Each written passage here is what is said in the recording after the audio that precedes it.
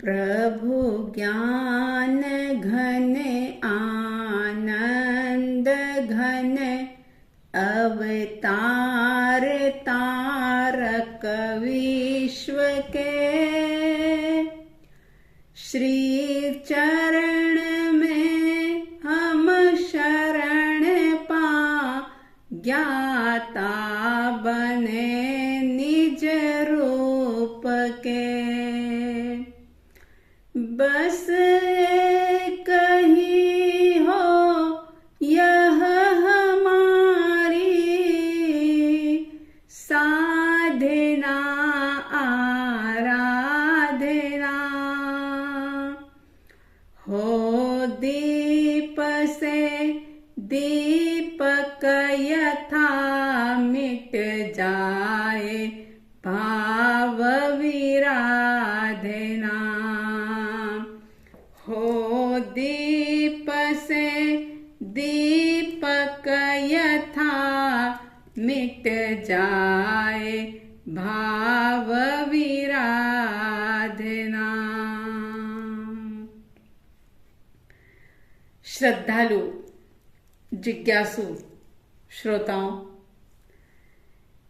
पर्वाधिराज पर्युषण महापर्व का आज 7वां सूर्य उदित हुआ और इन बीते हुए दिनों में अंतगढ़ सूत्र के माध्यम से एक आईना हमारे सामने उपस्थित हुआ है, जिसमें देख करके हम अपनी कमियों को, अपने दुर्गुणों को, अपने दोषों को दूर कर सकते हैं। अगर व्यक्ति चाहे तो ये अंतगढ़ सूत्र में वर्णित चरित्र आत्माओं का जीवन उसके लिए एक आइडियल बन सकता है। और अगर मात्र परंपरा का वहन करने के लिए ही पर्व पर्युषण मनाए तो थोड़ा सा मन में संतोष हो जाएगा। समाज में लोगों के बीच में आप थोड़े से धार्मिक दिख जाओगे, लेकिन सही अर्थों में पर्वाधिराज की सम्यक आराधना नहीं हो पाएगी। इसलिए पूर्ण जागृति के साथ जो समय बचा है उसका सदुपयोग करें, क्योंकि ये पर्व किसी दूसरे से नहीं, अपने आप से ही जुड़ने की बात करता है। हम अपने आप को भूल करके बहुत दूर निकल गए हैं। ये पर्व कहता है कि आओ लौट चलो अपने घर। जो तुम्हारा अपना घर है, जो वास्तव में तुम्हारा स्वरूप है, उसको समझो और उसको समझ करके उस पर श्रद्धा करके उसमें ही स्थिर हो जाओ। बस यही मोक्ष का मार्ग है। और इसी मोक्ष मार्ग को समझ करके जो भव्य आत्माएं इस मार्ग पर आगे बढ़ी, उसी जन्म में उन्होंने शाश्वत सुख को, उस अनंत सुख को प्राप्त कर लिया। और सिर्फ उन्होंने ही नहीं किया, ज्ञानी जन कह रहे हैं कि आप और हम यदि सम्यक दिशा में, राइट डायरेक्शन में अगर हम चलेंगे तो निश्चित रूप से हम भी मंजिल को प्राप्त करेंगे।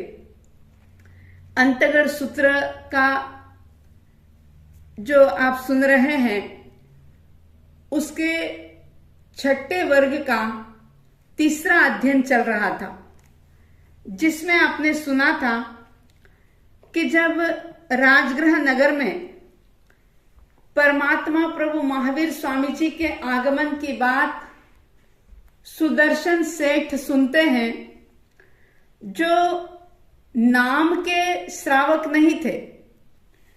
आजकल जो लोग अपने आप को धर्मात्मा या श्रावक मान रहे हैं, ऐसे वो नहीं थे। परमात्मा की वाणी के अनुसार जो एक सच्चे श्रावक की परिभाषा होती थी, जो एक सच्चे श्रावक की कसौटी होती थी, उस पर वे खरे उतरे हुए थे।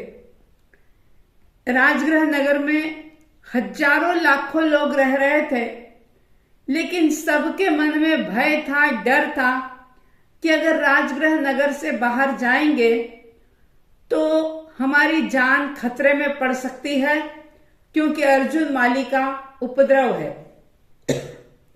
मगर सुदर्शन, जिनके भीतर में शौर्य था और ये जान चुके थे कि मेरा अगर आयुष्य बल लंबा है, आयुष्य बलवान है, तो कोई भी ताकत, कोई भी शक्ति मेरे इस शरीर को नष्ट नहीं कर सकती, और मैं स्वयं जो आत्मा के रूप में हूं, वो तो मैं कभी जन्मा ही नहीं, तो भला मरने का तो सवाल ही कहां। ये सिर्फ शब्दों में बातें नहीं थी, लेकिन जीवन के रोम रोम में ये बात रमी हुई थी। माता पिता से इजाजत लेते हैं, माता पिता बहुत समझाते हैं कि देखो, अर्जुन माली का ऐसा उपद्रव है, आतंक मचा हुआ है, और परमात्मा महावीर जो कि सर्वज्ञ हैं, सबके भावों को जानते हैं, तो तुम ऐसा करो कि अपने घर बैठे ही प्रभु को वंदन कर लो, भगवान तुम्हारी वंदना यहीं से स्वीकार कर लेंगे। तब सुदर्शन सेठ कहते हैं कि अगर घर बैठे ही वंदना करने की बात मैंने शुरू कर दी, तो आने वाले समय में लोग यही बहाना निकालते रहेंगे। हमारी श्रद्धा जो है वो लूली बन जाएगी, पंगु बन जाएगी। इसलिए हे माता पिता, आप मुझे आज्ञा दो, मैं प्रभु महावीर के चरणों में जाऊं। माता पिता ने आखिर देखा कि सुदर्शन का बहुत ज्यादा आग्रह है, वो विवश होकर के आज्ञा देते हैं। उसके बाद सुदर्शन सेठ श्रेणिक राजा से भी आज्ञा लेते हैं, और जब श्रेणिक राजा भी सुदर्शन की श्रद्धा भरी बातों को सुनते हैं, उनके साहस को देखते हैं, तो आश्चर्यचकित हो जाते हैं, और उन्होंने भी उन्हें नगर से बाहर जाने की अनुमति दे दी। उस राजगृह नगर का जो द्वार था वो खोला गया, और जैसे ही सुदर्शन सेठ निकलते हैं कि वो द्वार फिर से बंद कर दिया जाता है। सुदर्शन श्रावक आगे बढ़ते हैं, और थोड़ी ही दूर पर अर्जुन माली हाथ में वो मुद्गर लिए जो घूम रहा था, वो सुदर्शन को अपनी तरफ आते हुए जैसे ही देखता है, तो एकदम से भयानक आकृति वाला वह अर्जुन माली, जो बेतहाशा दौड़ करके सुदर्शन सेठ की ओर आने लग जाता है। सुदर्शन सेठ विवेकवान थे, मौत का कोई डर नहीं था, क्योंकि उन्हें ये पता चल गया था कि मैं तो कभी मरूंगा ही नहीं।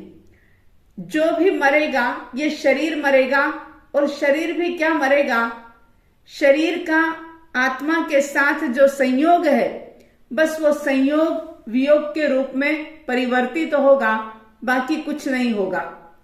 वे भूमि का प्रमार्जन करके बैठते हैं और परमात्मा को वंदन करते हैं, और कहते हैं कि मैंने जो प्रभु से व्रत आदि, श्रावक के व्रत आदि अंगीकार किए थे, अब मैं अगर ये इस संकट से उबर जाऊंगा तो ही मैं ये पचकाण पालूंगा। अगर मैं इस संकट से नहीं उबरा तो मुझे जीवन पर्यंत का त्याग है।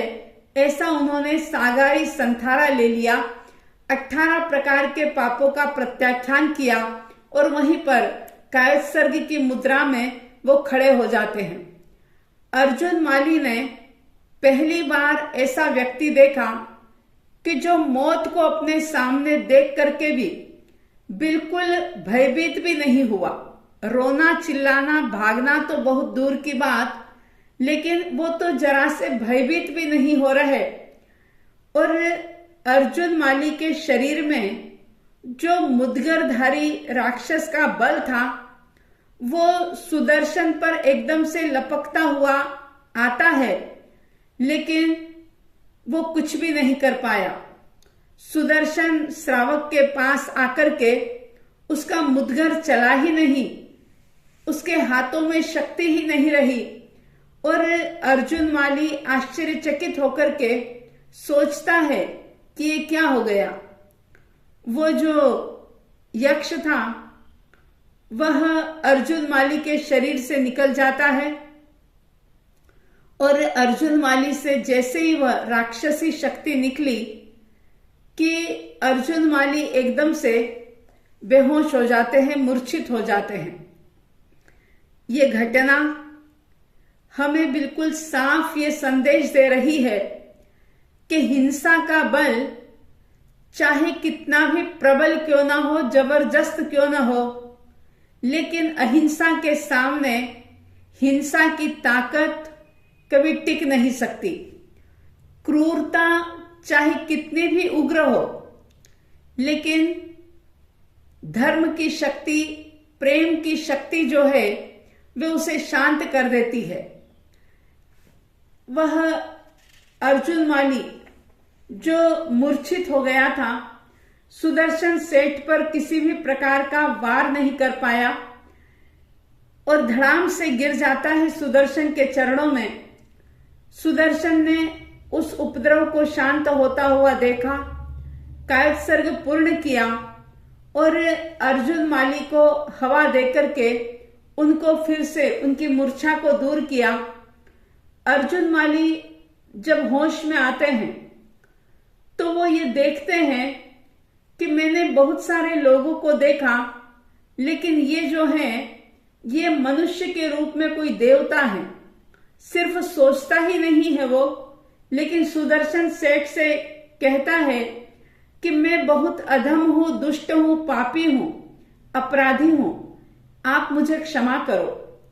मैंने बहुत हत्याएं की है, अन्याय किए हैं, अब मेरा क्या होगा। सुदर्शन सेठ जब रोते हुए घबराते हुए उस अर्जुन माली को देखते हैं तो उन्होंने उसे धैर्य बंधाया। देखिए, उसके पाप उससे नहीं गिनाए। श्रावक की भूमिका क्या होती है इस पर आप गौर करिएगा। उन्होंने उसको खरी खोटी नहीं सुनाई कि तू पापी है, तू हत्यारा है, उसको कोसा नहीं, बल्कि उसे धैर्य बंधाया और कहा कि घबराओ मत, तुमने जो पाप किए हैं उसका भी प्रायश्चित हो सकता है और उन पापों से मुक्त होने का रास्ता भी तुम्हें मिल सकता है।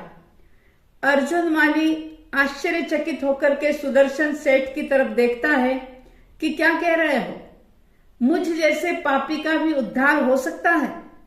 सुदर्शन सेठ कहते हैं कि हाँ जी, जरूर तुम्हारा भी उद्धार हो सकता है।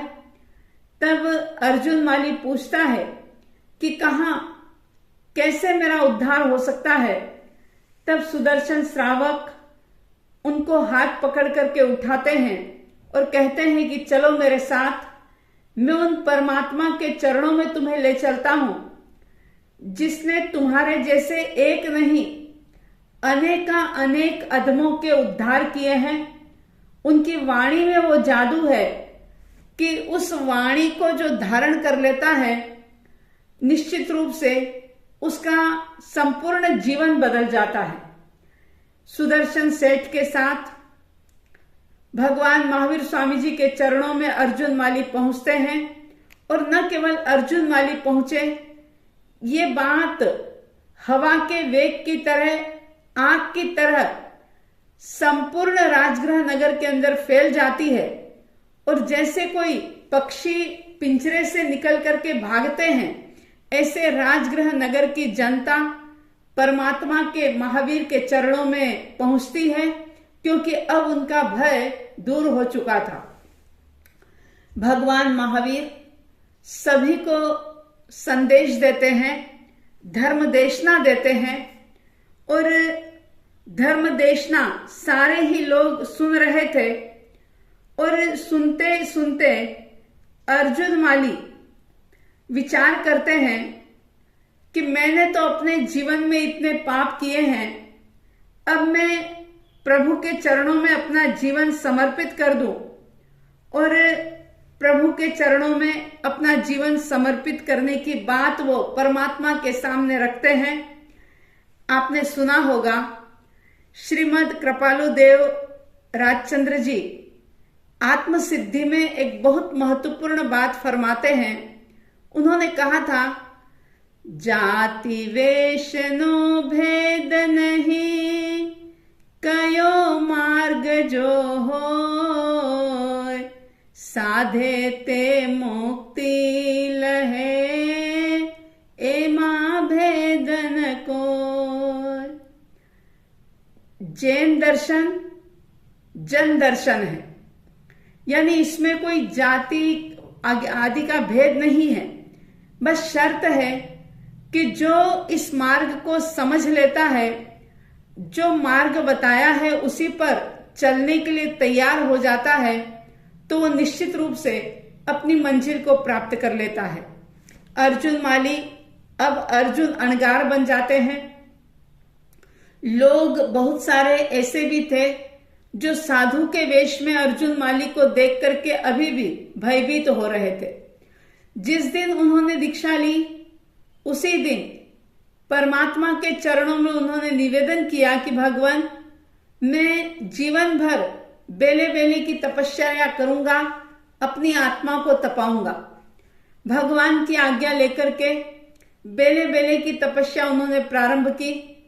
और पारणा लेने के लिए जब पारणे के दिन अभिग्रह के साथ वो राजगृह नगर में जाते थे, तो लोग उनको देख करके बहुत क्रोधित होते थे, क्योंकि आप जानते हैं कि दुनिया में सब तरह के लोग होते हैं। अब कल तक जो आतंकवादी था, हत्यारा था, उसके भीतर में कितना परिवर्तन आ गया ये तो बहुत कम लोग जान पाए। लेकिन आज भी कई लोग उनको ढोंगी मान रहे थे, उनको पाखंडी समझ रहे थे और ये समझ रहे थे कि साधु के वेश में ये आतंकवादी आ गया है। आक्रोश पूर्वक, क्रोध पूर्वक उन पर पत्थर फेंकते, गालियां देते। कोई कहता ये मेरे पुत्र का हत्यारा है और अब ढोंगी बनकर के साधु बन गया है। कोई कहता इसने मेरी पत्नी की हत्या की है। इस प्रकार से अनेक प्रकार से उनका अपमान करते, तिरस्कार करते, ताड़ना करते।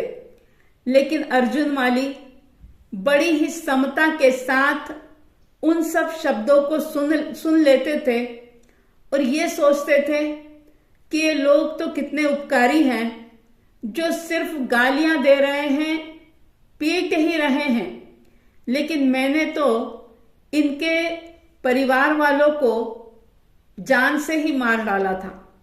मेरा जो कृत्य था वो ज्यादा निंदनीय है। इस प्रकार से अर्जुन माली समभावों के साथ, क्योंकि सामायिक का मतलब ही है समता, अगर सामायिक करके भी जीवन में जरा सी भी समता नहीं आई तो समझ लेना कि सामायिक का सिर्फ ढोंग किया है, सामायिक का सिर्फ दिखावा किया है, सही अर्थों में सामायिक की नहीं है। उन्होंने सभी प्रकार की ताड़ना तर्जना को समभाव पूर्वक स्वीकार किया, अपनी आत्मा को तपाया और सोने की तरह वे उज्जवल बना लेते हैं अपनी आत्मा को। प्रतिदिन जो व्यक्ति 7 मनुष्यों की हत्या करता था, कुछ ही समय में अपने संपूर्ण कर्मों को क्षय करके भेद ज्ञान के बल पर देह और आत्मा के भेद विज्ञान को जान करके, जी करके वे सभी कर्मों से मुक्त होकर के सिद्ध बुद्ध और मुक्त हो जाते हैं। इस प्रकार से ये अर्जुन माली का 6ठे वर्ग का तीसरा अध्ययन संपन्न होता है। यह अध्ययन हमें शिक्षा देता है कि जीवन में चाहे क्रियाएं थोड़ी करें, लेकिन भीतर में समभाव आए, हम ये जाने कि वास्तव में हम कहाँ खड़े हैं। अपनी मति कल्पना से धर्म की परिभाषा ना बनाए और धार्मिक ना होने के बावजूद भी धार्मिक होने का दावा ना करें। परमात्मा की वाणी को समझें और उसे समझ करके अंश रूप में ही सही जीवन में उतारने का पुरुषार्थ करें। इस प्रकार से ये तीसरा अध्ययन छठे वर्ग का संपन्न होता है। चौथे अध्ययन के अंदर सुधर्मा स्वामी जी कहते हैं कि हे जम्बू, राजगृह नाम का नगर, गुणशीलक उद्यान, श्रेणिक राजा राज कर रहे हैं और काश्यप नाम के वहां पर गाथापति रहते हैं। उन्होंने भी परमात्मा के चरणों में संयम अंगीकार किया, 16 वर्ष तक श्रवण पर्याय का पालन किया और अंत में विपुलगिरी पर्वत पर सिद्ध बुद्ध और मुक्त होते हैं। 5वें अध्ययन के अंदर क्षेमक गाथापति का वर्णन है, जिन्होंने, जो कि काकंदी नगरी के रहने वाले थे, भगवान महावीर के पास दीक्षा ली, 16 वर्ष तक चारित्र पर्याय का पालन किया और अंत में विपुलगिरी पर्वत पर सिद्ध हुए। छठे अध्ययन के अंदर धृतिधर नाम के गाथापति का वर्णन, ये भी काकंदी नगरी के निवासी थे। इन्होंने भी प्रभु की वाणी को सुनकर के संयम अंगीकार किया, 16 वर्ष तक दीक्षा पर्याय का पालन किया और अंत में विपुलगिरी पर्वत पर सिद्ध बुद्ध और मुक्त होते हैं। इसी तरह से 7वें अध्ययन के अंदर कैलाश नाम के गाथापति का चरित्र है। ये साकेत नगरी के निवासी थे और इन्होंने भी प्रभु की वाणी को सुनकर के बोध प्राप्त करके दीक्षा ली, 12 वर्ष तक चरित्र का पालन किया और विपुलगिरी पर्वत पर ये भी सिद्ध बुद्ध और मुक्त होते हैं। इसी तरह से 8वें अध्ययन के अंदर हरिचंदन गाथापति का वर्णन है। ये साकेत नगरी के निवासी थे और दीक्षा लेकर के 12 वर्ष तक इन्होंने भी दीक्षा पर्याय का पालन किया और विपुलगिरी पर्वत पर ये भी सिद्ध बुद्ध और मुक्त होते हैं। इसी तरह से 9वें अध्ययन के अंदर वारवातक गाथापति का वर्णन है। ये राजगृह नगर के ही निवासी थे और दीक्षा लेकर के 12 वर्ष तक ये भी श्रवण पर्याय का पालन करते हैं और विपुलगिरी पर्वत पर सिद्ध बुद्ध और मुक्त होते हैं। इसी तरह से 10वें अध्ययन के अंदर सुदर्शन गाथापति का वर्णन है। ये वाणिज्य ग्राम के रहने वाले थे और परमात्मा प्रभु महावीर स्वामी जी की धर्म देशना सुनकर के इन्होंने दीक्षा ली, सिर्फ 5 वर्ष तक श्रवण पर्याय का पालन किया और अंत में विपुलगिरी पर्वत पर सिद्ध बुद्ध और मुक्त हुए। इसी तरह से 11वें अध्ययन में पूर्णभद्र गाथापति की बात है। ये वाणिज्य ग्राम के निवासी थे। प्रभु के पास संयम अंगीकार करके 5 वर्ष दीक्षा पर्याय का पालन करके ये भी विपुलगिरी पर्वत पर सिद्ध बुद्ध और मुक्त होते हैं। 12वें अध्ययन में सुमन भद्र गाथापति की बात आती है। ये श्रावस्ती नगरी के निवासी थे। इन्होंने भी प्रभु की वाणी को सुना, हृदय में धारण किया, संयम अंगीकार किया, बहुत वर्षों तक श्रवण पर्याय का पालन किया और विपुलगिरी पर्वत पर सिद्ध बुद्ध और मुक्त हुए। इसी प्रकार से 13वें अध्ययन में सुप्रतिष्ठ गाथापति का वर्णन है। ये भी श्रावस्ती नगरी के निवासी थे। इन्होंने भी प्रभु की दिव्य देशना को सुनकर के अपनी दिव्यता प्रकट की और दीक्षा ली, 27 वर्ष तक संयम पर्याय का पालन किया और अंत में विपुलगिरी पर्वत पर ये भी सिद्ध बुद्ध और मुक्त होते हैं। 14वें अध्ययन में मेघ नाम के गाथापति की बात आती है। ये राजगृह नगर के निवासी थे। इन्होंने भी प्रभु की बात सुनी, संयम अंगीकार किया, बहुत वर्षों तक संयम का पालन किया और अंत में विपुलगिरी पर्वत पर ये सिद्ध बुद्ध और मुक्त होते हैं। इस प्रकार से ये छठे वर्ग के 14 अध्ययन समाप्त होते हैं। अब 15वें अध्ययन में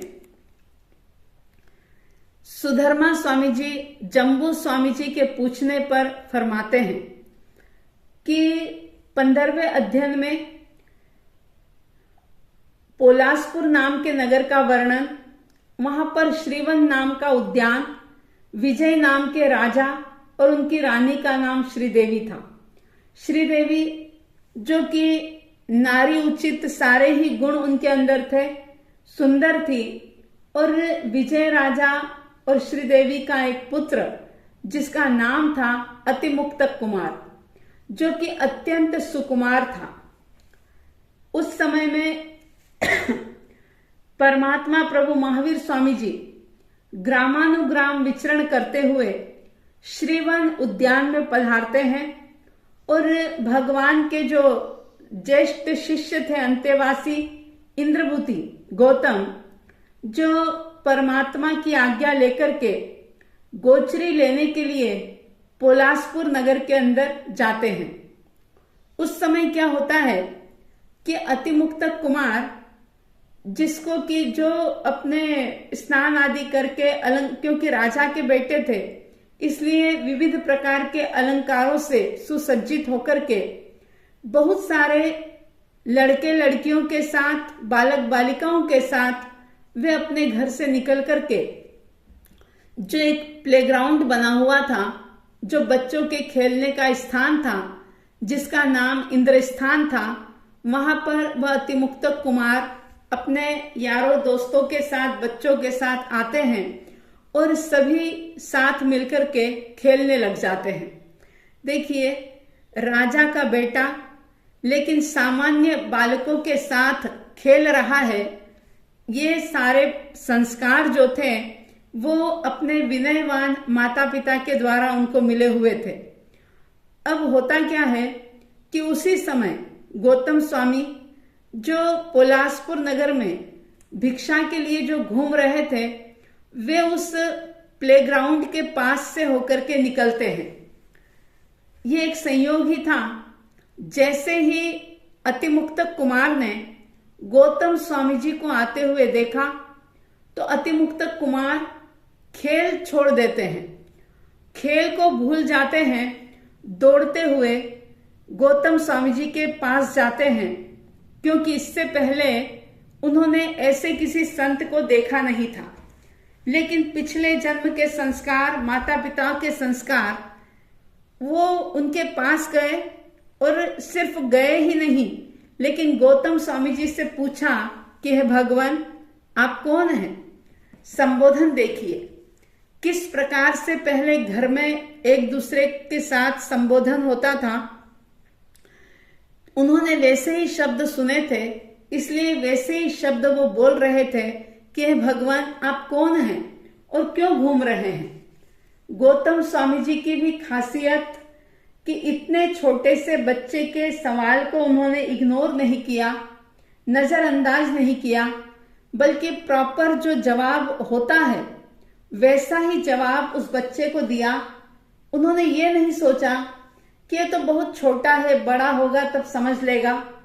उन्होंने कहा कि हम श्रमण निर्ग्रंथ हैं और 5 समिति 3 गुप्ती से युक्त हैं, ऊंच नीच मध्यम कुल में भिक्षा के लिए हम गोचरी करते हैं। ये सुनकर के अतिमुक्तक कुमार गौतम स्वामी जी से कहते हैं कि भगवान, आप मेरे साथ पधारिए, मैं आपको भिक्षा दिलाऊंगा।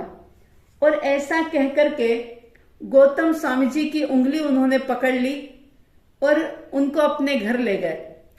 4 ज्ञान 14 पूर्व के धारी भगवान महावीर के सबसे प्रमुख गणधर इंद्रभूति गौतम बच्चे से अपनी अंगुली छुड़ाते नहीं हैं, बल्कि सहज भाव से उस बच्चे के साथ हो जाते हैं और वो बालक बड़े भाव से उन्हें अपने घर ले जाता है।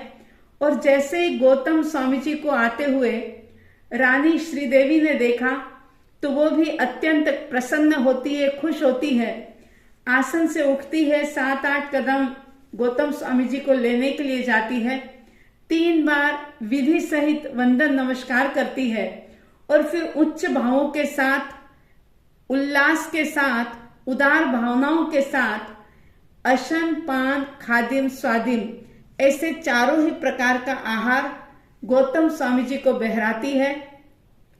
उनको वापिस भवन द्वार तक छोड़ने के लिए जाती है। अतिमुक्त कुमार गौतम स्वामी जी से फिर एक सवाल पूछते हैं कि भगवान आप कहाँ रहते हो, आपका घर कहाँ है। तब गौतम स्वामी जी उनको कहते हैं कि परमात्मा महावीर जो कि धर्म की आदि करने वाले हैं, ऐसे प्रभु महावीर स्वामी इस पोलासपुर नगर के बाहर श्रीवन उद्यान में पधारे हुए हैं और वहां पर विराज रहे हैं, मैं उन्हीं के पास रहता हूं। तब वो बालक कहता है कि क्या मैं भी आपके साथ भगवान को वंदन करने के लिए चलूं। गौतम स्वामी ने कहा आहा सोहम देवानुपिया, और अतिमुक्त गौतम स्वामी जी के साथ भगवान महावीर स्वामी जी के पास जाते हैं। 3 बार विधि पूर्वक वंदन नमस्कार करके उपासना करने लग जाते हैं। गौतम स्वामी जी अपने दूसरे क्रिया के अंदर लग जाते हैं। परमात्मा महावीर स्वामी जी की करुणा देखिए, अतिमुक्त कुमार को आता हुआ उन्होंने देखा तो उसको भी उन्होंने धर्म कथा कही और ऐसी धर्म कथा सुनाई। प्रभु जैसा कि सबको कहते हैं, तू नहीं पुदगल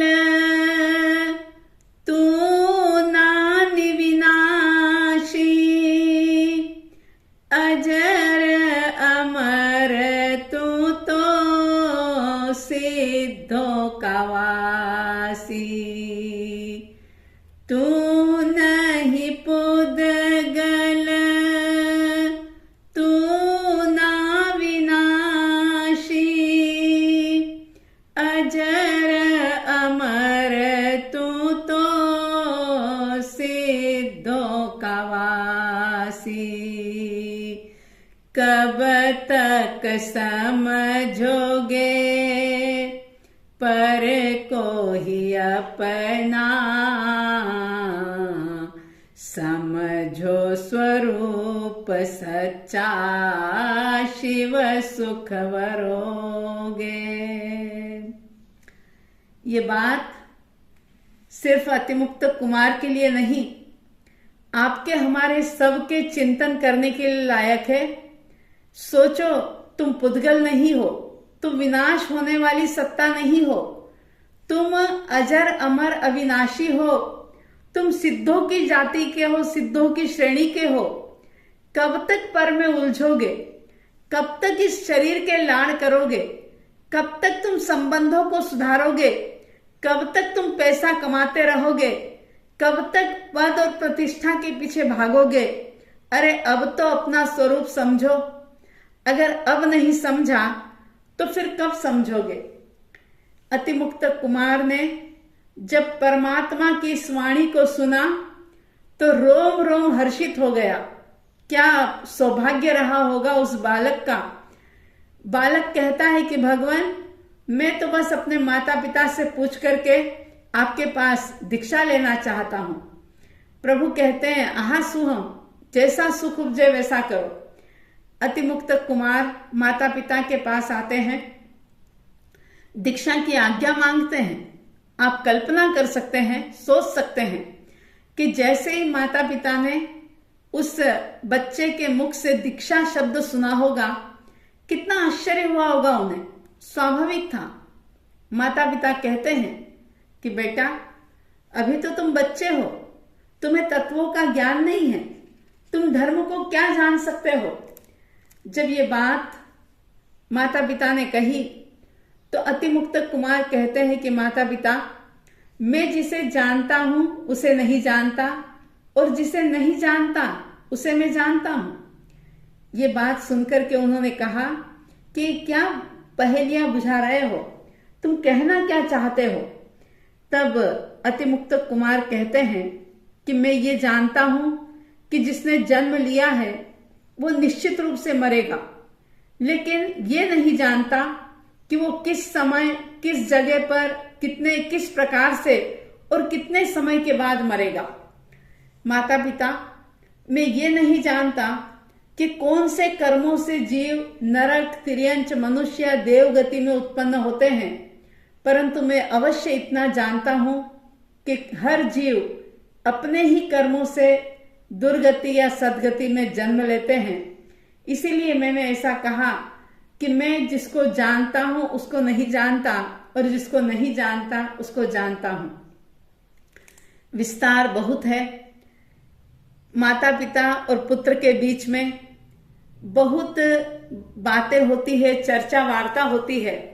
माता पिता बहुत प्रकार से उनको मोह में, प्रलोभनों में फंसाने की कोशिश करते हैं, लेकिन अनेक प्रकार की युक्ति प्रयुक्तियों से भी वो उनके संयम के दृढ़ भावों से नहीं हटा सके। तब उन्होंने कहा कि हे बेटा, हम एक दिन के लिए ही सही लेकिन तुम्हारी राज्यश्री देखना चाहते हैं, तुमको राजा बनाना चाहते हैं। और इस प्रकार से अतिमुक्तक कुमार का राज्याभिषेक होता है। फिर बहुत ठाट बाट के साथ वो बालक परमात्मा के चरणों में संयम स्वीकार करता है। सामायिक आदि 11 अंगों का अध्ययन करते हैं और बहुत वर्षों तक श्रवण पर्याय का पालन करते हैं। गुण रत्न संवत्सर तप की तपस्या करते हैं और अंत में सल्लेखना संथारा करके वे भी विपुलगिरी पर्वत पर सिद्ध बुद्ध और मुक्त होते हैं। इस प्रकार से ये 15वां अध्ययन संपन्न होता है। आगे जम्बू स्वामी जी के पूछने पर सुधर्मा स्वामी जी 16वें अध्ययन में कहते हैं कि उस समय उस काल में वाराणसी नाम की नगरी थी, जहां काम महावन नाम का उद्यान था। अलक्ष नाम के राजा राज्य कर रहे थे। उस समय परमात्मा महावीर स्वामी जी उस काम महावन उद्यान में पधारते हैं। परिषदा दर्शन करने के लिए जाती है, वंदन करने के लिए जाती है और जो राजा अलक्ष थे वो भी परमात्मा को वंदन करने के लिए गए। परमात्मा की सेवा में बैठ जाते हैं और प्रभु महावीर सबको धर्म कथा कहते हैं। धर्म उपदेश को सुनकर के राजा अलक्ष के हृदय में भी वैराग्य उत्पन्न हो जाता है और अलक्ष राजा ने भगवान के पास संयम अंगीकार किया और संयम लेकर के 11 अंगों का अध्ययन किया। बहुत वर्षों तक चारित्र पर्याय का पालन किया और अंत में विपुलगिरी पर्वत पर सिद्ध बुद्ध और मुक्त होते हैं। इस प्रकार से ये 6ठे वर्ग का 16वां अध्ययन संपन्न होता है और इसी के साथ 6ठा वर्ग भी पूरा होता है। 7वें वर्ग में सुधर्मा स्वामी जी फरमाते हैं कि 7वें वर्ग में परमात्मा प्रभु महावीर स्वामी जी ने 13 अध्ययन फरमाए हैं, जिनका नाम है नंदा, नंदवती, नंदोत्तरा, नंद श्रेणिका, मरुता, सुमरुता, महामरुता, मरुदेवा, भद्रा, सुभद्रा, सुजाता, सुमनातिका और भूतदत्ता। ये 13 श्रेणिक राजा की रानियां थी और इन्होंने भी उस समय में जब राजगृह नगर के गुणशीलक उद्यान में परमात्मा महावीर स्वामी जी पधारते हैं तो ये रानियां भी जाती है परमात्मा के दर्शन करने के लिए और परमात्मा की धर्म देशना को, दिव्य देशना को सुनती है और सुनने के बाद उनके मन में वैराग्य उत्पन्न होता है। श्रेणिक राजा की आज्ञा लेकर के परमात्मा के चरणों में यानी कि चंदन बालाजी के चरणों में संयम अंगीकार करती है। 11 अंगों का अध्ययन करती है, 20 वर्ष तक संयम पर्याय का पालन करती है और 13 ही रानियां अंत में साधना से अपने संपूर्ण कर्मों को नष्ट करके सिद्ध बुद्ध और मुक्त अवस्था को प्राप्त करती है। इस प्रकार से 7वें वर्ग के 13 अध्ययन संपन्न होते हैं और इसी के साथ 7वां वर्ग भी संपन्न होता है। इन सारी चरित्र आत्माओं के वर्णन को सुनकर के हम सिर्फ जागे और अपने आप से एक सवाल करें कि जैसा समय उन लोगों को मिला था, समय तो उतना ही आपको हमको सबको मिला है। जरा अपने आप से एक सवाल जरूर करें। क्या सवाल करें? अहो चेतन, समय पाकर कहो तुमने किया क्या है। अहो चेतन, समय पाकर कहो तुमने किया क्या है। अहो कुछ लाभ जीवन का कहो तुमने लिया क्या है। अहो कुछ लाभ जीवन का कहो तुमने लिया क्या है। पूछे अपने आप से, चिंतन करें। पड़ा क्यों देह के पीछे, वहां अपना धरा क्या है। पड़ा क्यों देह के पीछे, वहां अपना धरा क्या है। प्रथा दुनिया के भोगों में जीवन खोने लगा क्या है। वृथा दुनिया के भोगों में जीवन खोने लगा क्या है। अहो चेतन, समय पाकर कहो तुमने किया क्या है। आप सबके भीतर में परमात्मा की वाणी के प्रति श्रद्धा जागे। आप स्व का बोध करके साधना के मार्ग पर आगे बढ़ सके, ऐसी साध्वी द्वय की तरफ से हार्दिक हार्दिक शुभ मंगल भावनाओं के साथ जय प्रभु महावीर, जय गुरु आनंद।